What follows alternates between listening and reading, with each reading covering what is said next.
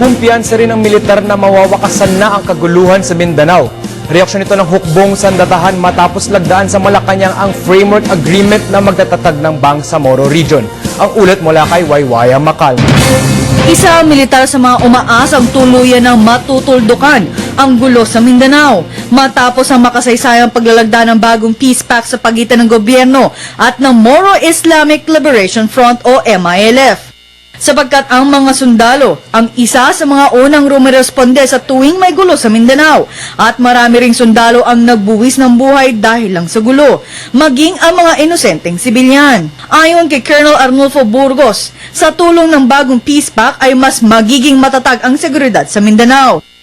Whenever there's violence or hostilities dito sa ating bansa, kaya siguro wala nang naghahangad pa ng kapayapaan more than the soldier.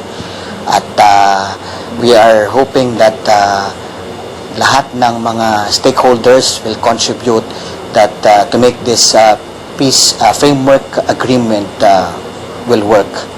With this framework agreement ay matatapos na yung mga violence at hostilities dahil the cost of peace had been too much already.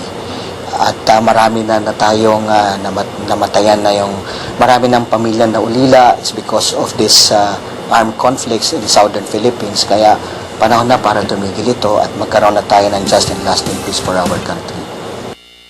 Sa ngayon, mananatili sa Mindanao ang mga sundalong nakadeploy roon upang ipagpatuloy na protektahan ang mga sibilyan sa lugar. Patuloy rin ang intelligence gathering ng militar. Oras na manggulo ang Moro National Liberation Front o MNLF at ang Bangsamoro Islamic Freedom Fighters o BIFF.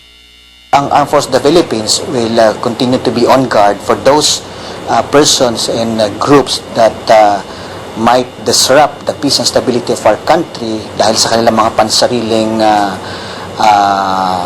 pansariling interest.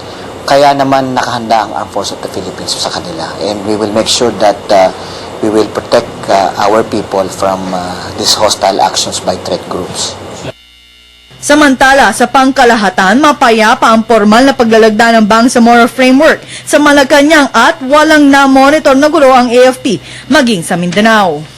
Para sa Telebisyon ng Bayan, Aya Macal.